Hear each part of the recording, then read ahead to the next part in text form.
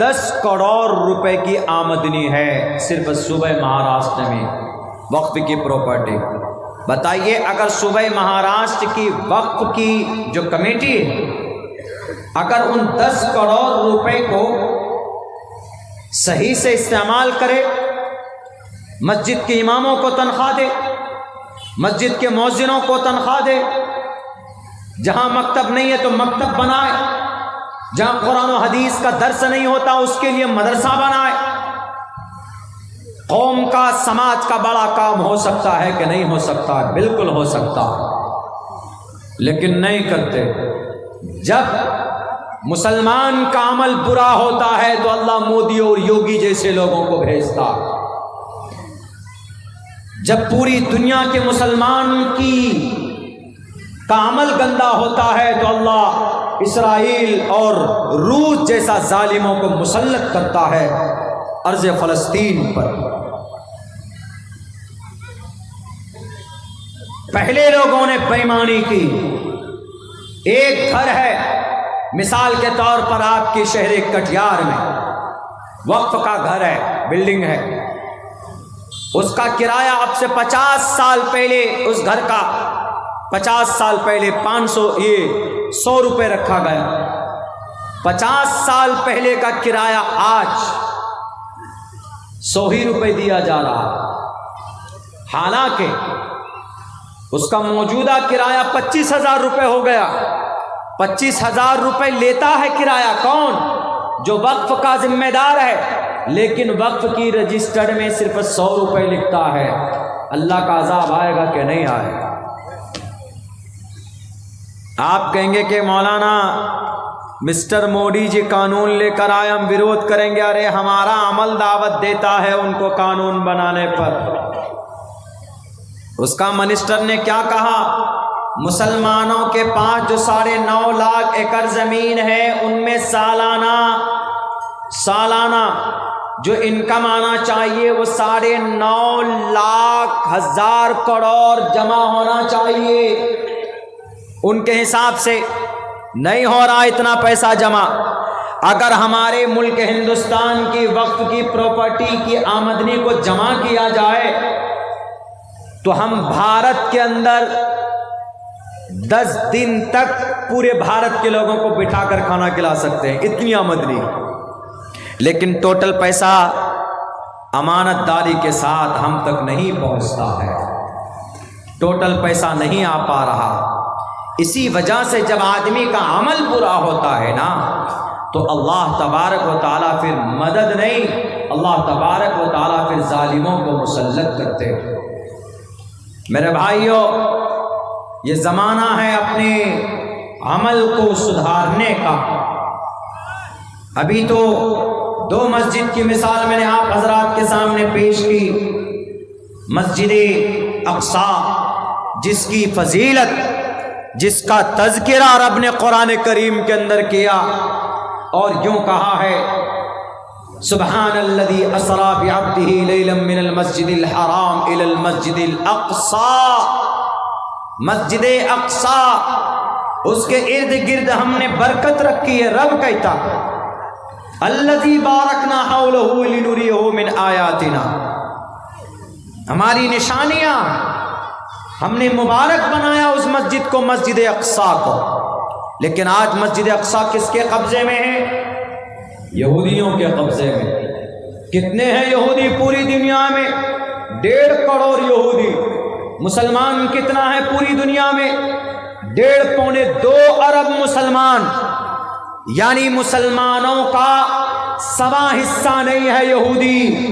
لیکن یہودی آج اتنے طاقتور ہیں کہ انہوں نے دنیا کے ہر خطے میں اپنے ایجنٹ کو بیٹھا کے رکھا ہوگا۔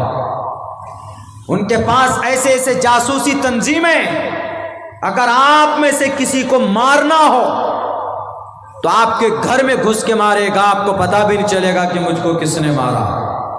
یہ یہودی اتنے مضبوط ہو، 1967 سے لے کر بیت المقدس یہودیوں کے قبضے میں۔ اللہ کے نبی علیہ السلام نے 16 یا 17 مہینے اسی مسجد اقصی کے طرف رک کر کے آپ نے نماز ادا کی تھی۔ یہ وہی مسجد اقصیٰ ہے جس کی بنیاد کے بارے میں کہا جاتا ہے کہ شروع کے اندر دو مسجد کی بنیاد حضرت آدم علیہ السلام نے رکھی، ایک مسجد حرام، دوسری مسجد اقصیٰ۔ مسجد حرام سے بنیاد رکھ کر جب وہ بیت المقدس ملک شام کی طرف آئے، ملک شام کی طرف، تو بیت المقدس کی بنیاد رکھی۔ اس کے بعد پھر حضرت یعقوب نے، اس کے بعد پھر حضرت داؤد نے، حضرت داؤد بناتے بناتے ان کا انتقال ہو گیا تو انہوں نے اپنے بیٹے حضرت سلیمان علیہ السلام نے باقی کا کام پورا کیا۔ اسی لیے حضرت سلیمان کے بارے میں یہ یہودیوں کا کہنا ہے کہ یہ مسجد اقصیٰ ہیکل سلیمانی کو توڑ کر اس کی بنیاد رکھی گئی ہے۔ ہیکل سلیمانی کا مطلب حضرت سلیمان علیہ السلام کی محل، حضرت سلیمان علیہ السلام کا دربار، اس کو توڑ کر مسلمانوں نے اس پر بنیاد رکھی، یعنی محمد علیہ السلام کے ماننے والوں نے اس پر بنیاد رکھی ہے۔ اسی لیے یہودی اس پر مسجد اقصیٰ پر قبضہ کیے ہوئے، اس مسجد کا، وہ شہر یہودیوں کے نظر میں بھی قابل احترام ہے اور مسلمانوں کی بھی نظر میں قابل احترام ہے، اور نصارہ یعنی جو عیسائی ہیں ان کے نظر میں بھی قابل احترام۔ تینوں لوگ جھگڑ رہے ہیں، لیکن تاریخ کی کتابوں میں دیکھیں گے تو حضرت سلیمان علیہ السلام کا وہ ہیکل نہیں، وہ دربار نہیں تھا، بلکہ انہوں نے وہ مسجد وہاں پر بنائی تھی، اور پھر وہ مسجد بنی، بڑی مبارک مسجد بنی۔ 3 مسجدوں کے طرف کوئی ثواب کی نیت سے اگر سفر کرے تو سفر کیا جا سکتا ہے، زیارت کی نیت سے، ایک مسجد حرام کی طرف اور ایک مسجد نبوی کی طرف اور ایک مسجد اقصیٰ کی طرف۔ مسجد اقصیٰ فلسطین میں ہے، جس شہر میں مسجد اقصیٰ ہے اس شہر کا نام یروشلم ہے، اور اس شہر پر، اس مسجد پر یہودیوں کا بہت دن سے قبضہ ہے۔ لوگ اس پر نماز پڑھتے، لیکن کبھی کبھی یہودی گولی بارود بھی کر دیتے، کبھی کبھی نماز میں گولی چلا دیتے، کبھی کوئی قرآن پڑھ رہا ہوتا ہے تو اس کے اوپر ظلم و زیادتی کرتے۔ وہاں پر ظلم و ستم کا بازار گرم ہے۔ البتہ یہ مسجد پہلے بھی یہودیوں اور نصرانیوں کے قبضے میں گئی، لیکن قربان جائیے ایک بڑے عظیم سپہ سالار سلطان صلاح الدین ایوبی نے یہ مسجد جب یہودیوں کے قبضے میں گئی تو 16 مرتبہ جنگ لڑی انہوں نے، سلطان صلاح الدین ایوبی نے 16 مرتبہ جنگ لڑی، تب جا کر مسجد اقصیٰ کو آزاد کیا اور کرایا 1100 عیسوی کے اندر، یعنی اب سے تقریباً 1000 یا 1100 سال پہلے کی بات۔ سلطان صلاح الدین ایوبی اس مسجد کو آزاد کرنے والے، اس مسجد کو فتح کرنے والے، اس سے پہلے حضرت عمر فاروق رضی اللہ تعالیٰ عنہ تھے۔ اس مسجد کو یہودیوں کے نرغے سے اور ان کے پادری اور ان کے وہاں اس وقت کے عیسائیوں کے نرغے سے چھڑانے والے عمر فاروق رضی اللہ تعالیٰ عنہ، لیکن آج پھر یہودیوں کے قبضے میں۔ ہم کو نہیں لگتا ہے کہ اب شاید کوئی اس مسجد کو آباد کرا پائے گا، کوئی اس مسجد کو چھڑا پائے گا، اس لیے کہ بھارت کے اندر چھوٹی چھوٹی مسجد پر بلڈوزر چلا دیا جاتا ہے، کوئی اس کی آواز بلند کرنے والا نہیں ہوتا۔ مسجدوں میں تالے لگا دیے جاتے، تالا کھلوانے کی ہمت نہیں ہوتی، مدرسے بند کر دیے جاتے، اس پر کوئی بات کرنے والا نہیں ہوتا۔ بزدل بن گئے ہماری تنظیم کے لوگ، بزدل بن گئے ہم مسلمان، بزدل بن گئے ہمارے لیڈران۔ میں بات جھوٹی نہیں کر رہا، ابھی کچھ دنوں پہلے شہر ارریہ کا MP وہ کچھ اس طرح بیان دیتا ہے کہ اگر ارریہ میں رہنا ہوگا تو ہندو بن کر رہنا ہوگا۔ آج تک ان کے خلاف کوئی لیڈر کیس بک نہیں کرا پایا۔ وہ ہمارا سیمانچل جو پرامن علاقہ ہے پورے بھارت کے اندر، اس کو آگ میں جھونکنے کا بیان دیتا، اس کے اوپر کیس فائل نہیں ہوا، اس کی ارسٹنگ نہیں ہوئی، لیکن ان کو اریسٹ کرنے کے لیے جو لوگ مطالبہ کر رہے تھے 500 اज्ञात لوگوں کے خلاف کیس بک کر لیا گیا۔ یہ دوہری پالیسی یہاں کے پرشاسن کی، لیکن کسی کی ہمت نہیں ہوئی کہ اس پردیپ کمار سنگھ کے خلاف ہم کسی تھانے میں جا کر کوئی FIR درج کراتے۔ کیوں؟ سب ڈر گئے، سب کے منہ میں دہی جمے ہوئے تھے۔ بڑی تنظیمیں کیوں سو رہی؟ ہمارے سیمانچل جو بہت پرامن علاقہ، پورے بھارت کے اندر غربت ضرور ہے، پسماندہ ضرور ہے، لیکن سیمانچل کے لوگ پرامن ہیں۔ ہمارے سیمانچل کے لوگ لڑائی پر وشواس نہیں رکھتے، ہمارے سیمانچل کے لوگ دنگا پر وشواس نہیں رکھتے۔ ہمارا سیمانچل کا نوجوان غریب ضرور ہے، لیکن ہاتھ میں تلوار لے کر کسی نہتھے کو مارتا نہیں ہے۔ MP صاحب، آپ کی جو نیت ہے ناپاک ہے، آپ کی سوچ ہے گھٹیا۔ آپ پڑھے لکھے اگر ہیں تو آپ کو اپنے سوچ پر پچھتاوا ہونا چاہیے، اس لیے کہ صاف لفظوں میں شریمد بھگوت گیتا کے اندر کہا گیا کہ جو آدمی گرو گیانی ہوگا وہ کسی کو تکلیف دینے کے لیے کوئی بات نہیں کہے گا۔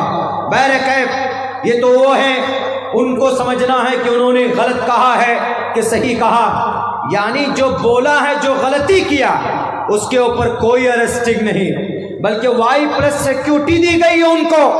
اور جو بیچارہ کہہ رہا ہے کہ جو اس طرح کا بھاشن دے رہا ہے لڑنے اور دنگا فساد کا، اس کو اریسٹ کرو، تو ان معصوموں کو پکڑ کر ان کے خلاف FIR ہو رہی۔ ارریا کے DM صاحب، SP صاحب، آپ تو کم سے کم نشپکش ہو کر جانچ کیجئے اور اس کو کیفر کردار تک پہنچائیے۔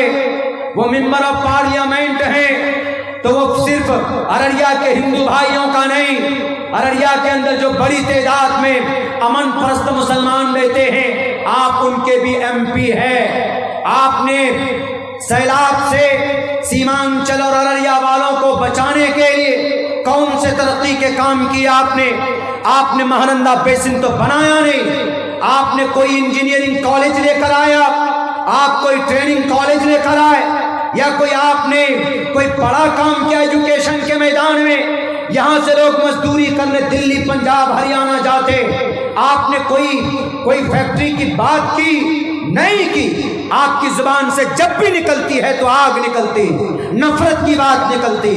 میں عبداللہ سالم آپ کی کتابوں کا میں انالیسس کرتا ہوں، آج تک میری زبان سے کسی ہندو بھائیوں کے خلاف کوئی غلط شبد نہیں نکلے، اس لیے کہ ہم جانتے ہیں کہ بھائی ان کا ایک عقیدہ ہے، اسی لیے کسی اپنی زبان سے کسی ہندو کو تکلیف دینا یہ جائز نہیں ہے، نہ اسلام میں جائز ہے، نہ بھارت کے سمویدھان کے اندر ان کی اجازت۔ اسی لیے میں کہتا ہوں کہ بزدل بننے کی ضرورت نہیں۔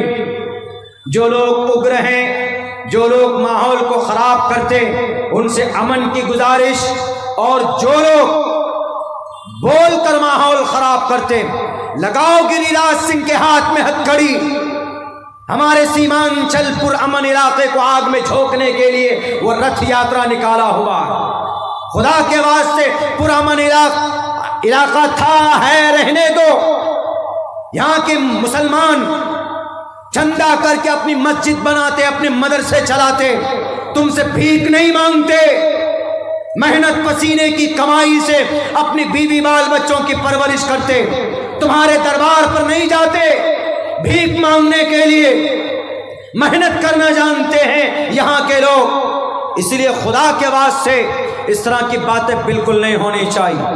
بات یہاں چل رہی تھی کہ چونکہ جیسے مسجد اقصی ظالموں کے قبضے میں ہے، اس کو آزاد کرنے کے لیے بڑے مجاہد پیدا کیے، اللہ نے پیدا ہوئے۔ حضرت عمر فاروق کا نام سن کر صرف مسجد اقصی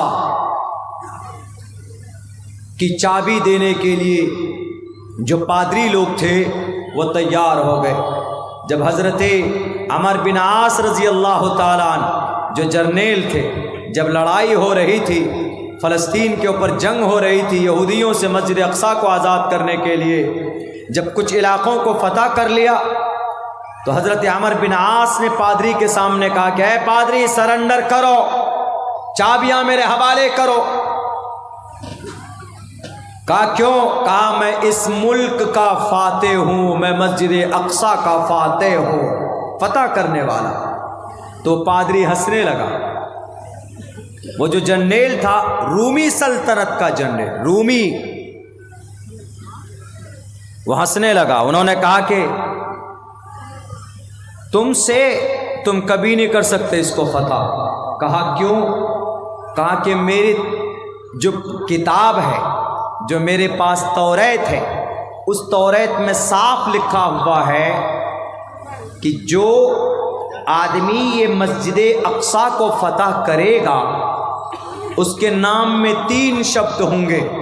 اس کا نام عمر ہوگا۔ عمر، تمہارا نام تو عمر بن عاص ہے، اس کا نام عمر ہوگا۔ عمر اور امر میں فرق ہے، عمر میں 3 ورڈ ہے اور امر میں 4 ورڈ ہے، اس لیے کہ عمر را کے بعد واو بھی ہے، اسی لیے امر بولتے ہیں۔ لکھنے میں دکھنے میں ایک لگے گا لیکن واو بھی ہوتا۔ تو انہوں نے کہا کہ میں نے توریت میں پڑھا ہے کہ جو مسجد اقصی کا فاتح ہوگا اس کا نام عمر ہوگا۔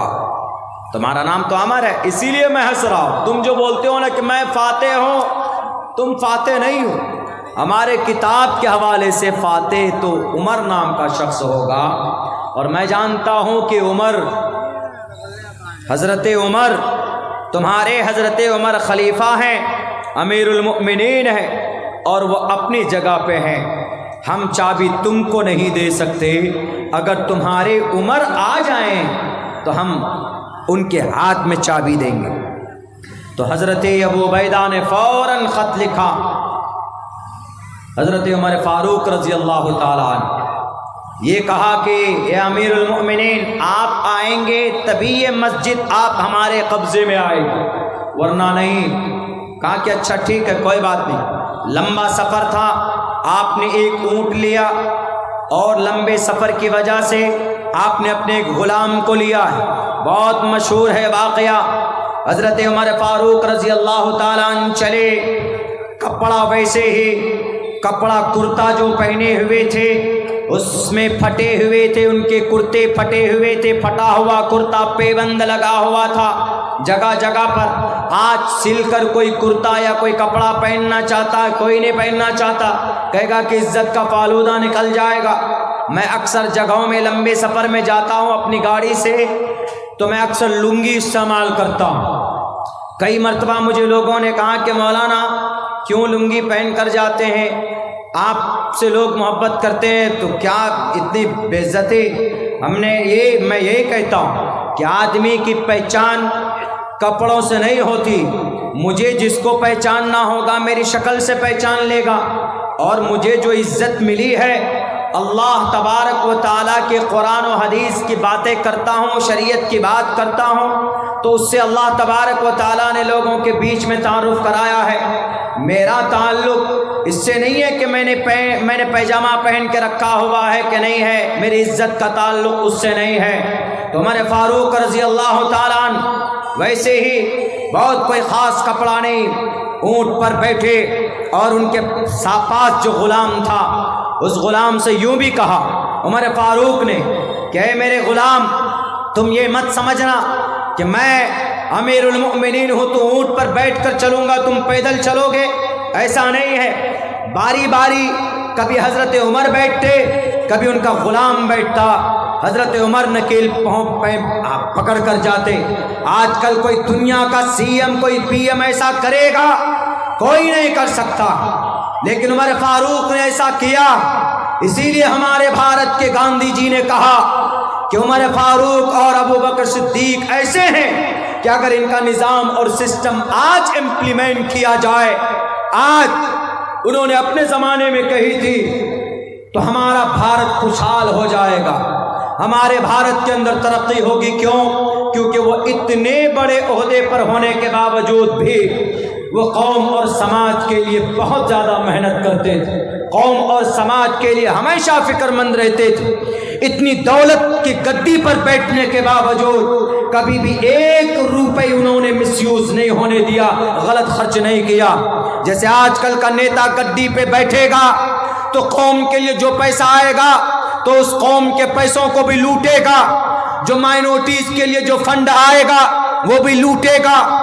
سیمانچل کے اندر ابھی سیلاب آیا، زیادہ سے زیادہ ایک بلاک میں 200-300 لوگوں کے 7,000 روپے یہ بھیک دے رہے ہیں آپ، بھیک۔ بہار کے سی ایم صاحب واپس کر لو، 7,000 روپے کا تو ہمارے شیر شاہ آبادی برادری کے لوگ مٹن کھا جاتے ہیں، 7,000 روپے کا ایک ہفتے ایک مہینے کے اندر نہیں چاہیے آپ کی یہ بھیک، آپ کو دینا ہی تھا تو ایک کسان کو کم سے کم 50,000 روپے کا معاوضہ دیتے، جن کے دھان ختم ہو گئے، جو یہاں کی بیسک فصل جو سیلاب میں تباہ ہو گئے، جل کر اور گل کر ختم ہو گئے۔ عمر فاروق رضی اللہ تعالیٰ عنہ حقداروں تک پہنچایا کرتے تھے، اور انہوں نے کہا کتنی سادگی تھی، جب وہ پہنچے، قریب پہنچے ہیں تو حضرت ابو عبیدہ آئے اور ایک بڑھیا سا جوڑا لے کر آئے، شیروانی جبہ قبہ لے کر کے آئے، تو انہوں نے کہا کہ اے امیر المؤمنین، یہاں لوگ چونکہ مؤدب ہیں، عیسائی ہیں، یہودی ہے کچھ اور وہ لوگ اچھے کپڑے پہنتے ہیں، ان کے بیچ میں جائیں گے آپ اس حالت میں تو تھوڑی انسلٹ ہی ہوگی، ہمارا انسلٹ ہوگا، اس لیے اچھے کپڑے پہنیے۔ تو اس وقت عمر فاروق نے کیا جواب دیا؟ آج کل کوئی نہیں دیتا۔ انہوں نے کہا کہ اللہ نے ہمیں اسلام کے ذریعے عزت دی ہے، ہمیں کپڑوں سے عزت نہیں ملی۔ فوراً آپ نے پہنا اٹھا کر پھینک دیا، پھر وہی کپڑے پہنے۔ جب چلے گئے سامنے جو وہ لوگ تھے پادری لوگ، انہوں نے سوچا آگے پیچھے باڈی گارڈ، Y+Z+ سیکیورٹی، جیسے آج کے زمانے میں، یعنی آگے بھی لوگ پیچھے بھی لوگ ہوں گے، بیچ میں امیر المومنین ہوں گے، پورا لاؤ لشکر لے کر آئیں گے۔ وہ یہی سمجھ رہے تھے، نام پڑھا تھا، کیفیت کیا ہوگی، حالت نہیں پڑھی تھی اپنی کتاب میں انہوں نے، تو انہوں نے دیکھا کہ ارے بہت سیدھے سادے کپڑے پہنے ہوئے چلے آ رہے اپنے دوستوں کے بیچ میں، دیکھ کر متاثر ہوئے، یہ وہی عمر ہے جن کی حکومت 22 لاکھ مربع میل کے علاقے میں، یہ وہی عمر ہے جنہوں نے ایران و فارس کو، قیصر و کسریٰ کے تختے کو پلٹ کر رکھ دیا، یہ وہی عمر ہے جن کو دیکھ کر شیطان اپنا راستہ بدل لیتا، یہ وہی عمر ہے جن کے منشا کے مطابق اللہ نے آسمان سے زمین پر قرآن کریم کی آیتیں اتاری، یہ وہی عمر ہے۔ دیکھ کر اتنا متاثر ہوا، جب قریب آئے تو انہوں نے کہا کہ یا امیر المؤمنین، آپ ہی ہیں، لیجئے یہ چابی بیت المقدس کی، یہ چابی آپ کے قبضے میں ہے، لیجئے ہم نے قلعے کی چابی آپ کو دے دی ہے، اب آپ لیجئے، آج سے بیت المقدس آپ کا، بنا ایک قطرہ خون بہائے عمر فاروق نے مسجد اقصیٰ کو فتح کیا۔ نماز کا وقت ہوا تو وہاں پر آپ علیہ السلام جو صلاح کر رہے تھے تو ان کے چرچ کے قریب بیٹھ کر تو آپ حضرت امیر المؤمنین نے نماز کے وقت میں وہاں نماز نہیں پڑھی، بلکہ آپ دوسری جگہ پر نماز آپ نے جا کر پڑھی، اس لیے تاکہ ہمارے صحابہ یہ نہ سمجھیں کہ یہ جگہ بھی مسجد کی ہو گئی، امیر المؤمنین نے نماز پڑھی ہے تو اس پر قبضہ کر لو۔ آج جتنے بھی لوگ بولتے ہیں نا کہ مسجد جبرن قبضہ کر کے بنائی گئی ہے، جیسے یہودی لوگ بولتا ہے مسجد اقصیٰ کے بارے میں، تم ثبوت پیش کر دو، مسجد اقصیٰ تمہارے حوالے کر دیں گے، وہاں کے فلسطین کے وہاں کی جو وقف اسلام ہے، وقف اسلام کا وہاں پر بھی بورڈ ہے، وہ آپ کے حوالے کر دیں گے، لیکن دلیل نہیں پیش کر سکتے، اس لیے کہ ایسا ہوا ہی نہیں۔ جیسے بھارت کے اندر کسی بھی مسجد کو شہید کر، کسی بھی مندر کو توڑ کر مسجد نہیں بنائی گئی ہے، بلکہ مسجد کے پلیٹ فارم سے ہمارے ہندو بھائیوں کو ڈونیشن دیا گیا، ان کی مدد کی گئی، ان کی فلاحی کام کے اندر میں بادشاہوں نے پیسے خرچ کیے، کوئی مسجد بھارت کے اندر مندر توڑ کر نہیں بنایا گیا۔ بابری مسجد، غلط بات، بابری مسجد جس وقت بنائی جا رہی 1528 کے اندر، 1528 میں بھی رام چندر جی کے نام پر کتاب لکھنے والا رام چرتر مانس तुलसी दास वहीं पर बैठकर तुलसी दास रामचरितमानस लिख रहा है। अगर बाबरी मस्जिद मंदिर तोड़कर बनाया जा रहा था, वो मस्जिद बन रही थी, तो रामचरितमानस का लिखने वाला राम जी का सबसे बड़ा भक्त, उन्होंने तो किताब लिखी है, क्यों नहीं उन्होंने कहा कि बाबर रोक लो अपने इस सिपह सालार को जो ये मंदिर को तोड़कर मस्जिद बना रहा। एक वर्ड भी नहीं बोला। क्यों? क्योंकि ऐसा हुआ ही नहीं था, यानी किसी मंदिर को तोड़कर मस्जिद बनाई ही नहीं गई थी। सुप्रीम कोर्ट में भी एक्सेप्ट किया था जब जजमेंट देना था कि बाबरी मस्जिद किसी मंदिर को तोड़कर नहीं बनाई गई। अल्लाह से मैं कभी उम्मीद है कि अल्लाह ज़रूर इंसाफ करेगा एक न एक दिन। भारत के अंदर किसी दुनिया के किसी भी हिस्से में जबरन किसी ज़मीन पर कब्ज़ा करके उस पर मस्जिद नहीं बनाई जा सकती। ये बात याद कर लीजिए, कान खोल कर। इस्लाम परमिशन नहीं। अल्लाह के नबी अलैहिस्सलाम जब गए मदीनतुल मुनव्वरा हिजरत करके पहुँचे तो सबसे पहला काम मस्जिद तामीर होनी चाहिए। एक जगह तो ये भी है, सीरत इब्न हिशाम में ये भी लिखा है कि जब मशवरा किया, जब मस्जिद के लिए ज़मीन ढूंढी गई, तो जो ज़मीन थी अभी जहाँ मस्जिद नबवी है, वो ज़मीन 2 यतीम बच्चे के थे, सहल और सुहेल नाम का। तो उसके जो सरपरस्त थे तो वो बहुत खुश हुए कि हमारे बच्चों की ज़मीन को अल्लाह के नबी ने कबूल किया, यानी इस जगह मस्जिद बनेगी, हमारे लिए बड़ी खुशी की बात है कि बड़ा मुबारक काम होगा। बहुत खुश हुए। लेकिन अल्लाह के नबी ने कहा कि कैसे खुश हो, फ्री में नहीं मिलने वाला। आजकल तो अगर अल्लाह के लिए कोई वक्फ कर दे ज़मीन तो ठीक है, लेकिन चूँकि मोहम्मद रसूलुल्लाह को ये पैगाम देना था कि जबरन बिल्कुल नहीं, ताकि कल चलकर कोई ये बात उठाता कि मस्जिद नबवी बनाई गई, ज़बरदस्ती ज़मीन पर एक भी पैसा नहीं दिया गया।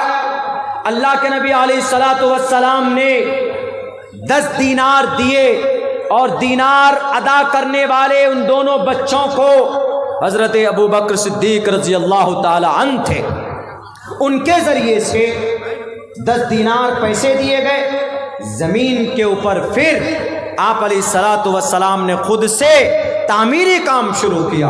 मोहम्मद अलैहिस्सलाम खुद से मट्टी उठाते, गारा और पत्थर, गारा मतलब कीचड़। इधर तो हमारे तरफ घर नहीं बनता, लेकिन उत्तर प्रदेश चले जाएंगे तो वहाँ पर घर बनता है, गारे का, मट्टी और पत्थर का, ईंट का, ये सब का घर बनाते हैं वहाँ पे। तो आप अलैहिस्सलातु वस्सलाम ने वो जो वही रकबा मैंने कहा था कि 35 फीट चौड़ा और 30 फीट लंबा, वो जो मस्जिद नबवी बनाई गई, वो ज़मीन आप अलैहिस्सलातु वस्सलाम ने ख़रीद करके लिया, फ्री में नहीं लिया। इससे साफ पता चलता है कि हड़प की हुई मस्जिद के ज़मीन पर मस्जिद नहीं बन सकती। ज्ञान रखेंगे तब ना, ज्ञान तो रखते नहीं, अनाप शनाप बात बोल देते। ये हमारे नबी के बारे में, आप अलैहिस्सलातु वस्सलाम के बारे में अभी क्या बात चल रही है। ये महाराष्ट्र के एक रामगिरी महाराज, उन्होंने कहा कि मोहम्मद अलैहिस्सलाम तो अलायाज़ु बिल्लाह, जब तुम्हारे मोहम्मद अलैहिस्सलाम ऐसे हैं तो तुम मुसलमान कैसे हो गए। उन्होंने जिक्र किया, अभी बर्निंग इशू बना हुआ है महाराष्ट्र के अंदर। रामगिरी महाराज ने कहा कि जब तुम्हारे नबी एक छोटी सी बच्ची से, 6 साल की बच्ची से 50 साल की उम्र है मोहम्मद अलैहिस्सलाम की, जनाब मोहम्मद रसूलुल्लाह की 50 साल की उम्र का शख्स 6 साल की बच्ची छोटी, उससे विवाह कर रहा है, निकाह कर रहा है। जब तुम्हारे लीडर ऐसे जालिम, तो तुम मुसलमान कैसे हो गए। ये उन्होंने भाषण दिया। अभी 1-2 महीना पहले की बात है। जिनके अरेस्टिंग के लिए इम्तियाज़ जलील साहब जो मजलिस इत्तेहादुल मुस्लिमीन के MP थे, तो वो 17,000 गाड़ी लेकर गए प्रोटेस्ट में कि उनको पकड़ो। फिर पता है क्या हुआ, इसी पर नहीं बस हुआ,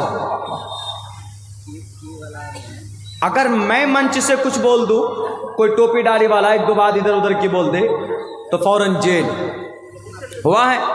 ہمارے علماء گئے ہیں، ہمارے ڈاکٹرز گئے، ہمارے پروفیسر لوگ گئے.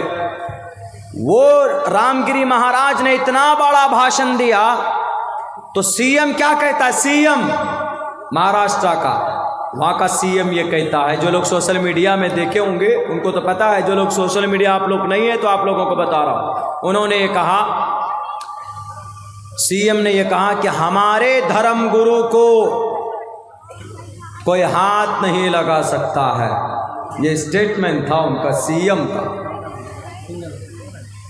ارے تمہارا دھرم گرو ہے ہی نہیں، وہ تمہارا جاہل گرو ہے، اس لیے کہ اس گرو کو نالج ہی نہیں ہے. جب اس سے انٹرویو لیا گیا، اس سے کہا گیا کہ ذرا آپ بتائیے گرو جی، آپ نے اتنی بڑی بات کیسے کہہ دی، اتنی غلط بات؟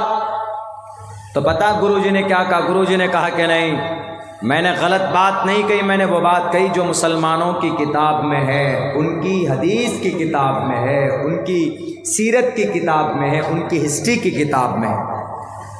یہ بات بالکل صحیح ہے، بات تو صحیح کہی، لیکن اس کو غلط معنی میں لے کر بولا،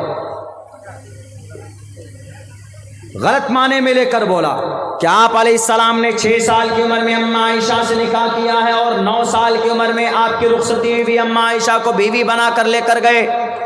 یہ ہے معتبر روایات میں یہی ہے. لیکن آپ علیہ السلام کی عمر 50 سال ہے، بیوی 9 سال کی. How is it possible? کیسے ممکن ہو گیا؟ تو ان کو اعتراض اسی بات پہ ہے.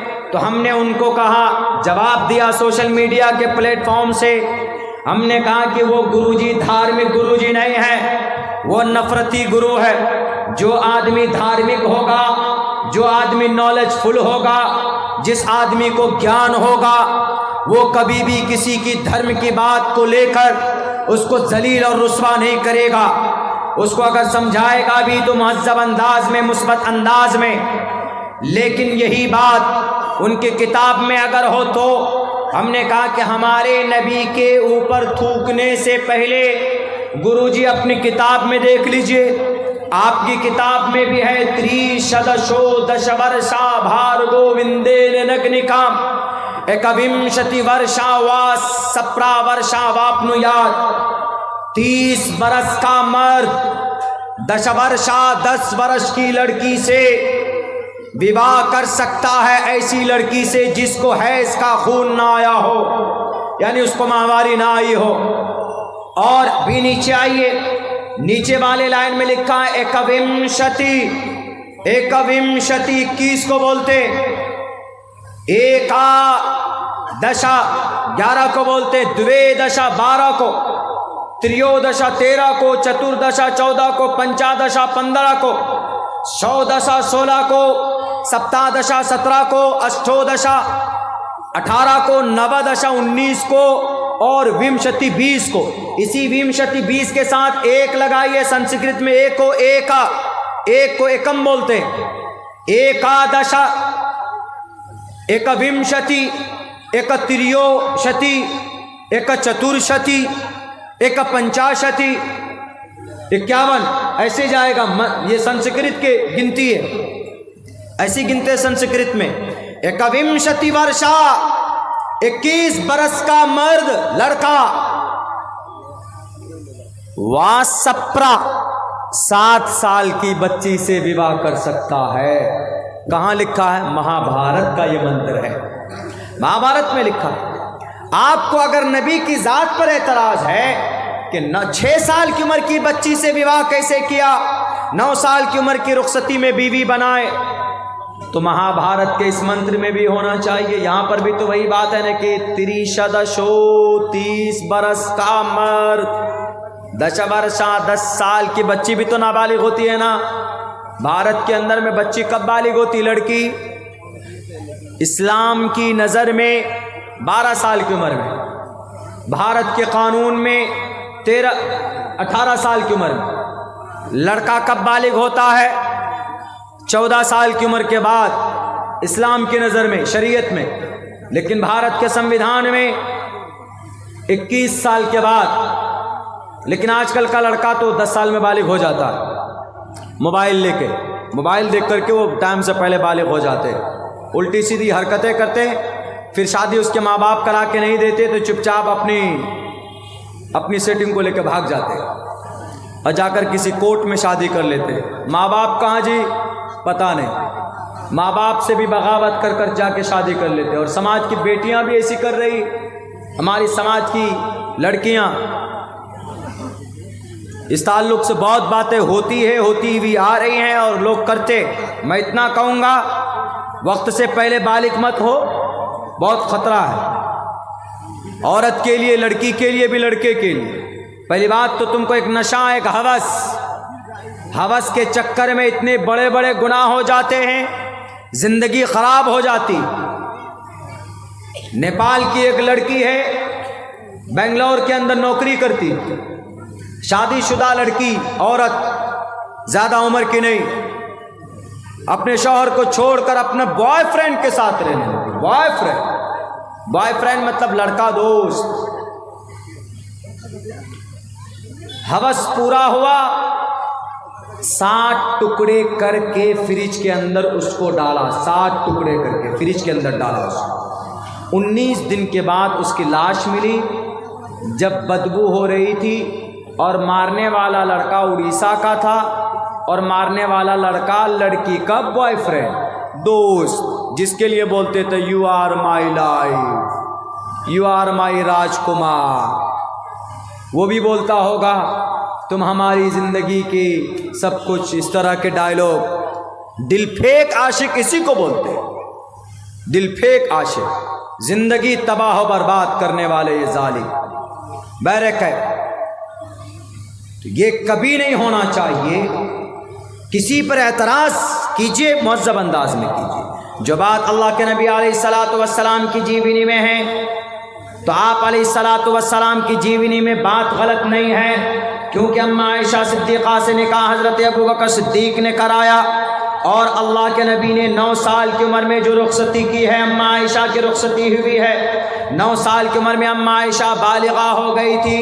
عرب کنٹری کے اندر وہاں کی آب و ہوا گرم ہے، وہاں 9-10 سال کی عمر میں بچیاں بالغ ہو جاتی ہے، اس میں کوئی شک نہیں ہے، اس لیے اس پر کوئی اعتراض نہیں ہونا چاہیے۔ رام گری مہاراج صاحب، آپ کو اگر یہ اعتراض ہو کہ نبی نے 11 شادیاں کیوں کی، نبی نے 11 شادیاں کی ہے،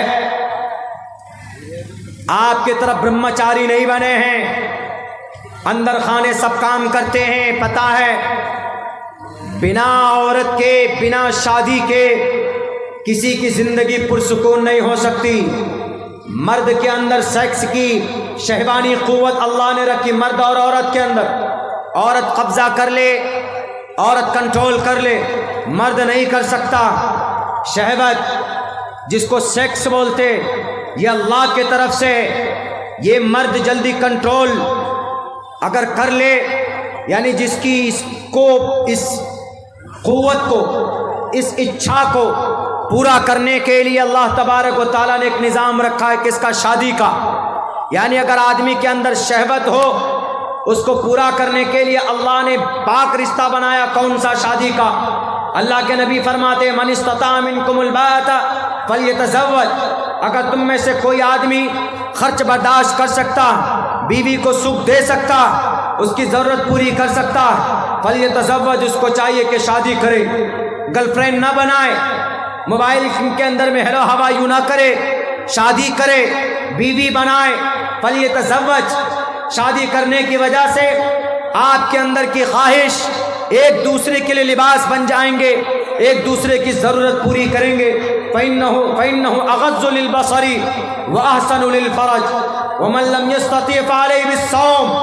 اور اگر کسی کے اندر طاقت نہیں ہے، گھر نہیں ہے، پیسہ نہیں، لیکن شہوانی قوت ہے، تو وہ کیا کرے گا؟ بیوی بھی نہیں بنا سکتا، وہ شادی نہیں کر سکتا، کیونکہ ہی ہیز نو منی، اس کے پاس پیسے نہیں ہے۔ تو جناب محمد رسول اللہ فرماتے ہیں فعلیہ بالصوم، تو اس کے اوپر روزہ ضروری ہے، وہ روزہ رکھے گا تو روزے کی وجہ سے شہوانی قوت کم ہوتی، لاؤ کوئی ایسی مثال، کوئی ڈاکٹر کی گولی نہیں دکھا سکتے جو سیکس کو کم کرنے والی، جو سیکس کی بھوک کو کوئی کم کرے، نہیں دکھا سکتے۔ ہمارے نبی کے دامن میں آنا ہوگا رام گری مہاراج صاحب۔ اتنی بڑی بات ہمارے نبی کہہ رہے ہیں، آپ تو لوگوں کو ورغلاتے، ہمارے نبی کے پیغام سے سماج کے اندر میں ترقی ہوتی ہے۔ یہ پیغام صرف حدیث میں نہیں ہے، یہ پیغام آپ کے منوسمرتی میں بھی ہے۔ یتھا وایوں سماشرتے شرو جیونتے جنتوا تتھا گرستاماشرتے اتارا ورتتے اتارا شراما۔ اے نوجوانوں، جس طرح زندگی کے لیے ہوا ضروری ہے، ویسے ہی لائف کے لیے شادی ضروری۔ having a happy life in the form of wife، بیوی کے ذریعے سے ہی خوشحال زندگی ہو سکتی ہے اور سماج کا نرمان ہو سکتا۔ بہرکیف تو ہم نے یہ کہا کہ غلط فہمی کی بنیاد پر مجرم بنا دیا گیا اس قوم کو، ہماری مسجد کو، ہماری نبی کی سیرت و سنت کو جرم کے تمام تر آروپ لگا دیے گئے۔ وقت چونکہ ابھی کچھ دنوں پہلے جو مجھے چوٹ لگی ہے اس کی وجہ سے زیادہ دیر تک نہیں بیٹھ سکتے، گردن میں درد ہوتی ہے۔ میں گزارش کروں گا کہ اگلے جو وقتا ہیں آپ ان کو بلائیے، ان کے آنے تک جب تک میں بولتا ہوں تھوڑی دیر اور ان کے آنے تک میں بات کرتا ہوں، چونکہ میری گردن کے اندر میں تھوڑی پرابلم ہے۔ تو میرے بھائیوں، آج ہماری ہی یقیناً اعمال بد کا نتیجہ ہے کہ آج فلسطین کے اندر، غزہ کے اندر، ابھی تو لبنان کے اندر، ابھی کچھ دنوں سے ایران کے اندر حملے ہو رہے ہیں۔ ہمارا رشتہ مسجد سے مضبوط نہیں ہو رہا، ہمارا رشتہ اللہ سے قریب نہیں ہو رہا۔ آخر کیا وجہ ہے کہ ہم کلمہ پڑھتے ہیں، ہم نماز بھی پڑھتے ہیں، لیکن ہماری نمازوں کے اندر اتنی قوت نہیں ہوتی کہ جس سے ہم اپنی ضرورت اللہ کے سامنے پیش کریں تو اللہ تبارک و تعالی ہماری اس پریشانی کا سمادھان کرے۔ آج ہم نماز پڑھتے، مسجد میں جاتے، لیکن نماز جس صفت کے ساتھ ہونی چاہیے، کیا اس صفت کے ساتھ نماز ہوتی؟ اللہ کا قرآن تو صاف لفظوں میں کہتا ہے ان الصلاۃ تنہی عن الفحشاء والمنکر، بے شک نماز بے حیائی بری باتوں سے روکتی ہے۔ لیکن جب ہم مسجد میں دیکھتے ہیں کہ مسجد میں جو نمازی ہیں نماز پڑھ کر آتے ہیں تو گالی وہی بولتے، وہی دوسرے کی چغل خوری کرتے، وہی دوسرے کی غیبت کرتے، بے ایمانی وہی کرتے۔ آخر کیا وجہ ہے کہ نماز ہم کو صحیح حالت پر نہیں لا رہی؟ تو اس سے صاف پتہ چلتا ہے کہ اللہ کا قرآن صحیح ہے، ہماری نماز میں کمی۔ جتنے بھی نوجوان یہاں بیٹھے، نوجوانوں ایک پیغام دینا چاہتا ہوں، اپنے وقت کو ایسے ضائع مت ہونے دو۔ اللہ نے بہت پرامن علاقے میں آپ کو بسایا ہے، اور کوئی دقت کوئی پریشانی نہیں ہے۔ پوچھئے غزہ پٹی کے معصوم نوجوانوں سے، ایک گھر کے اندر 5 6 جوان ہٹے گٹے بیٹے تھے، لیکن RDX اور بم کے بارود بن کر رہ گئے وہ بچے۔ آج جو اسرائیل کو ناک کے بل کسی نے جھکایا ہے تو نوجوانوں کی طاقت نے جھکایا ہے فلسطین کے اندر، سرزمین غزہ پٹی کے اندر۔ وہ نوجوان ہیں جو ہمیشہ یہ کہتے حسبنا اللہ، ہمیں اللہ کافی ہے۔ وہ بھی تو جوان ہیں اور ہم بھی جوان ہیں، ہماری اور ان کی جوانی میں کیا فرق ہے؟ وہ ہمیشہ نماز کے پابند رہتے۔ صرف 5000 نوجوان ہیں، اسرائیل سے لڑنے والے کتنے؟ صرف 5000۔ اس تنظیم کا نام الحماس۔ ان 5000 نوجوانوں میں 3500 حافظ قرآن ہیں، 3500۔ بتائیے، اگر آپ کو صحابہ کی جھلک دیکھنا ہو، ویسا ایمان دیکھنا ہو، تو چلے جائیے غزہ پٹی کے ان مسلمانوں جو بچے ہوئے ان کو دیکھیے۔ پورا شہر برباد کر دیا گیا، پورا شہر۔ غزہ پٹی کوئی بہت بڑا شہر نہیں ہے، غزہ پٹی 40 کلومیٹر لمبا ہے، 12 کلومیٹر چوڑا، ایک جگہ صرف 6 کلومیٹر چوڑا ہے، اسی کے اندر 40 لاکھ لوگ رہتے ہیں۔ اس غزہ پٹی کا ایک علاقہ سمندر سے گرا ہوا، 3 حصہ اس کا 2 حصہ اسرائیل سے گرا ہوا ہے، ایک حصہ مصر سے گرا ہوا۔ وہ بیچارے سمندر میں جائیں تو ڈوبتے، اسرائیل میں جا نہیں سکتے۔ پتہ ہے کیوں؟ بڑی بڑی دیوار کھڑی کر دی ہے بارڈر پر اسرائیل کہ یہ اسرائیلی ادھر نہ، یہ غزہ پٹی کے فلسطینی ادھر نہ۔ اتنا بڑا ظلم ہو رہا، اسی لیے وہاں کے نوجوانوں نے اور وہاں کے مسلمانوں نے یہ طے کیا، یہ انہوں نے عہد کر لیا، عزم کر لیا، اب جو ہو دیکھا جائے۔ دنیا کی سب سے زیادہ ڈیفنس سسٹم اسرائیل میں، چھوٹا سا ملک ہے، چھوٹا سا، بہت پدھا سا، بہت بڑی آبادی بھی نہیں ہے، لیکن اتنا طاقت بنایا، اتنا طاقت انہوں نے بنا رکھا ہے کہ کوئی بھی ان سے قریب نہیں ہو رہا ان کے مقابلے کے لیے۔ کیوں؟ ان کے پاس آئرن ڈوم ہے، آئرن ڈوم، کوئی بھی ملک اس کے اوپر حملہ کرے تو وہ اپنے آپ کو بچا سکتے۔ آئرن ڈوم 5-6 کروڑ روپے اس کے ایک میزائل کو بنانے میں لگتا ہے، اور وہ آئرن ڈوم اگر دیکھ رہا ہے کہ کوئی میزائل آ رہا ہے تو فوراً وہ ٹریک کرتا ہے، ڈیٹیکٹ کرنے کے بعد ہوا میں مارتا ہے۔ ایسی ڈیفنس سسٹم صرف اسرائیل کے پاس ہے، دنیا کے کسی کنٹری کے پاس نہیں۔ لیکن اس کو بھی پچھلے 1 سال سے 7 اکتوبر سن 2023 سے آج دیکھیں اکتوبر ختم سن 2024، یعنی 13 مہینے سے مسلسل وہ آگ اور بارود کی بارش کر رہے ہیں۔ دیکھیے ذرا آپ لوگ بیٹھیے، مجھے بات پوری کرنے دیجئے، نہیں تو پھر آئندہ کے لیے میں یہ بند کر دوں گا۔ آپ تھوڑا بیٹھ جائیے، اس کے بعد لے کے جائیے۔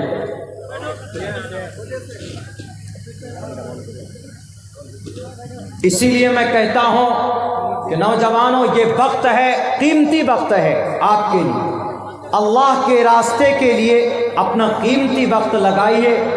کچھ نہیں کر سکتے تو نماز پابندی سے پڑھیں، قرآن نہیں پڑھنا جانتے ہیں تو قرآن سیکھنے جائیے۔ 38,000 حافظ قرآن بنے پچھلے 1 سال میں، کہاں؟ غزہ پٹی میں 38,000 حافظ قرآن، یعنی بم بارود کی برسات میں آ گئے۔ کوئی آ گئے؟ ہاں، بس اپنی بات 2 منٹ میں کرتے۔